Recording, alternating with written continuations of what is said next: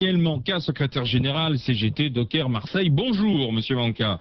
Bonjour. Qu'est-ce que vous répondez au rapport de la Cour des comptes alors sur ce qui se passe chez vous et certaines pratiques et les salaires avec des temps de travail qui sont très inférieurs à la moyenne alors, monsieur Manca?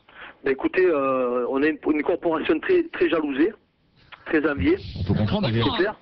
Mais il y a une habitude chez les dockers, déjà, c'est que le syndicat des dockers de Marseille a fêté ses 100 ans il y a 8 ans de ça. Donc en 108 ans de lutte, en 108 ans d'élection, on est arrivé à faire basculer donc la majorité des dockers à la CGT. C'est ce qui s'est passé aussi. Vous avez réussi à déclasser les ports français. Depuis un siècle, effectivement, ils reculent. Peut-être, Bravo, mais résultat. si vous pensez que la CGT est responsable, donc... Oui, monsieur. Oui, d'accord. Ben, écoutez, alors je vous invite à venir sur le port de Marseille, comme ça vous allez visiter les installations de Marseille. Et après, je vous inviterai à Anvers pour voir la différence qu'il y a dans la gestion des ports en France et la gestion des ports en Belgique. Simplement sur le temps de travail, parce qu'on est quand même étonné autour de la table de lire finalement que vous travaillez sur une semaine, il y a quoi? Il y a 16 heures de travail productif, puisque vous êtes aux 32 heures, vous n'êtes pas aux 35 heures, vous êtes aux 32 heures. Qui vous a dit ça? C'est le rapport de la Cour des comptes. Alors on voudrait savoir si c'est vrai. Monsieur. Alors, je vous garantis que mon accord de place, c'est 35 heures par semaine. Oui, et vous travaillez combien d'une façon fictive? 36 heures, et j'ai une heure de récupération que je mets dans un compteur. Et au bout de 6 semaines où j'ai fait 36 heures, j'ai un jour de repos. Mais vous êtes les 35 heures productives, c'est-à-dire que vous êtes sur place. Vous êtes productif 100% vous aussi quand vous travaillez? En tout cas, quand je suis au bureau, voilà. j'essaye. Oui, nous aussi on essaye, mais si on n'a pas de boulot, on travaille peut-être que 34 heures ou que 33 heures. Mais en tout cas, ce que je peux vous dire, c'est que les 35 heures, c'est quelque chose qui devrait être une réalité pour l'ensemble des salariés, et c'est malheureusement pas nécessairement le cas Karim. Simplement, Daniel Manca, Karim Zeribi. Oui, bonjour monsieur Zeribi. Bonjour. Moi, je le disais, et je suis content que vous soyez à l'antenne, parce qu'on ne peut pas faire ce débat sans vous, c'est pas possible. En même temps, Daniel, vous comprenez quand même qu'on a besoin de comprendre ce qui se passe? Vous le comprenez ça? Parce qu'à un moment donné, quand on se compare, je disais que j'étais allé à Gênes il y a 1 mois et demi, donc je l'avais dit à votre collègue Galéoté, son prénom c'est comment? Pascal. Pascal, je lui avais dit, il faut que vous m'expliquiez, moi, pourquoi on prend du retard, pourquoi on perd des parts de marché. Je ne dis pas que c'est le seul problème de la CGT, moi, mais vous avez quand même peut-être une responsabilité par une absence de démarche, force de proposition. Il y a peut-être la puissance publique qui fait pas ce qu'il faut dans l'intermodalité, le fret et autres. Il y a peut-être certainement des problèmes. Mais aujourd'hui, quand on lit le rapport de la Cour des comptes, attendez, il est faux dans son ensemble, Daniel? Je sais pas dit ça, mais ce qui concerne la main-d'œuvre Docker, les pratiques comme parce que je l'ai lu aussi, je l'ai feuilleté ce matin, malheureusement. Les rémunérations alors. J'ai pas obligé de le dire rapidement parce que j'étais interviewé par plusieurs. Daniel, soyons concrets. Les rémunérations, est-ce que c'est effectivement en moyenne entre 3005 et 4005 net par mois? Moi je dirais 3005, 4005 brut, ouais. D'accord. Et les bacs chiches? Il y en a pas chez les dockers. C'est des primes de productivité. Attendez, il y a des primes de productivité, pareil. Oui. Chez les dockers, primes de productivité. Et qui les paye, ces primes de productivité? Qu'est-ce qui les paye? Qu'est-ce qui vous paye, vous, madame? C'est bien un employeur qui les paye. Mais c'est votre employeur ou ce sont les clients? Oh là là, alors là, c'est compliqué. Vous me faire dire qu'il y a des pratiques mafieuses. Moi, je vous garantis que ma fiche de paye, elle est intégralement payée par mon employeur, et que sur ma fiche de paye, j'ai un salaire de base, qui est de temps par jour, parce que je suis intermittent, donc payé à la journée. Et après ça, il y a des remboursements de frais, comme vous avez vous, par rapport au panier transport et primes de salissure.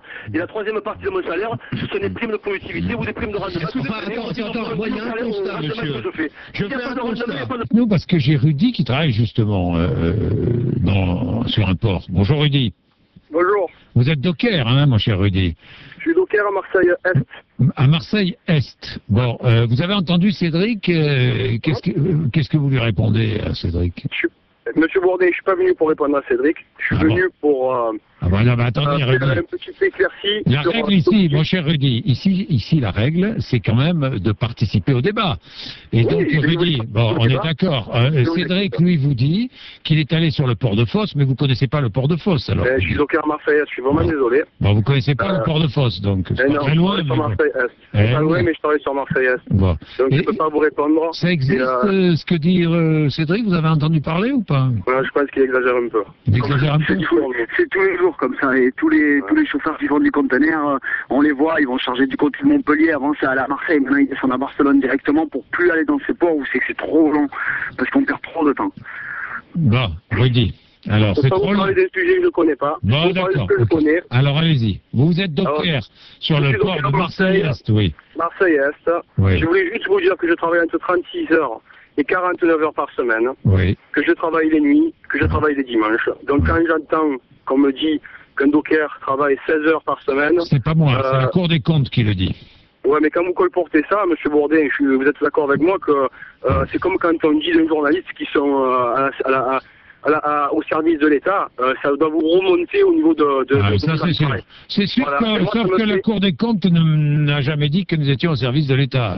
Voilà, mais je vous dis... de l'État non plus. Bon. Je travaille dans le privé, je ne suis pas un fonctionnaire, oui. Je ne gagne pas de l'argent, c'est pas l'argent des Français qui me paye. Je travaille pour quelqu'un de privé, un docker a toujours été privé. Donc on fait du mieux qu'on peut pour revaloriser notre profession, notre port, nos traditions. Je suis 4e génération de docker. On fait énormément d'efforts. Malheureusement, médiatiquement, je sais que le combat est perdu d'avance.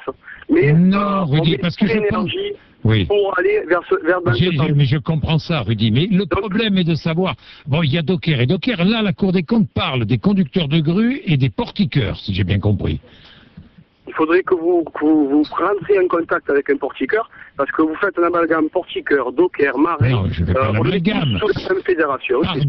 Pardon, j'ai dit la Cour des comptes, j'ai sous les yeux ce qu'on a dit à 7h-10, la Cour des comptes dénonce des aberrations salariales pour les salariés du port Marseille-Fosse, entre 12h et 14h de travail effectif par semaine, entre 3h et 3h30 de travail par jour, pour les conducteurs de grues et de portiques qui déchargent les marchandises. Donc on n'a pas parlé des dockers, là. D'accord. Bon. Mais je vous garantis que... Mais c'est vrai ou pas? Est-ce que c'est vrai ou pas? C'est totalement faux. Ah bon?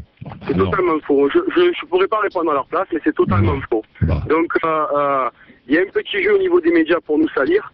Mais non, je dis, arrêtez de penser que les médias veulent vous salir. Nous, ce qu'on veut, c'est la vérité. Je vous dis la vérité, on préfère être critiqué et être encore présent plutôt qu'être plein et ne plus exister. Oui. Mais ce qui est sûr, c'est que nous aimons notre travail, nous aimons notre port. Il y a une politique actuellement sur Marseille-Est pour tout délocaliser, mais c'est une politique de la mairie pour faire des marinas. Oui. Et il y a des bateaux, on a fait des pieds de main pour faire venir de nouvelles lignes sur Marseille.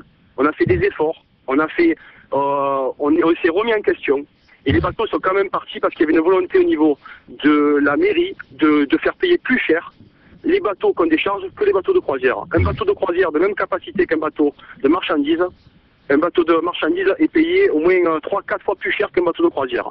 On fait tout pour favoriser les bateaux de croisière, pour faire partir le trafic de Marseille. Après, on dit que c'est les dockers. Chacun, vous ne devez pas aller à l'encontre des gens. Les gens ont des idées reçues sur nous, ont un point de vue déjà tout préparé. Donc, je ne suis pas là pour leur faire changer d'avis. Chacun pense ce qu'il veut. Et moi, je vous dis les faits. Je suis docker, j'aime mon métier. Mes camarades qui sont autour de moi aiment.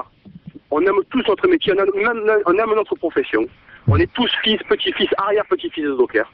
Et je vous garantis que entre la réalité de ce que vous dites dans les journaux, je vous dis je généralise. Oui, mais je sais. Ce qui se passe exactement, je vous garantis qu'il y a un énorme fossé. Donc moi, ça me remue au niveau de l'intérieur, parce que quand j'entends des aberrations comme ça, ça me révolte. Et après, bon, je suis venu vers vous parce que vous êtes la personne qui je plus confiance au niveau des médias, parce que vous laissez parler les gens. Je vous remercie de m'avoir laissé parler. C'est normal. Et je vous garantis qu'il y a une grosse différence, il y a un gros fossé. On fait un travail très très difficile. On a une espérance de vie de moins 7 ans en moins que la moyenne. Ça, personne ne le dit. Ça, je veux bien le croire. Je veux bien le croire. Et je vous garantis qu'aujourd'hui, pour travailler sur un bateau, ce matin à Marseille, avec le froid qu'il y a, on croit qu'à Marseille, il fait 18 degrés toute l'année. Il n'y a jamais de vent. L'été, il fait pas chaud. On travaille avec le bruit, on travaille avec les intempéries, on travaille avec les conditions climatiques difficiles, on travaille dans des espaces confinés où on respire dans un air vicié.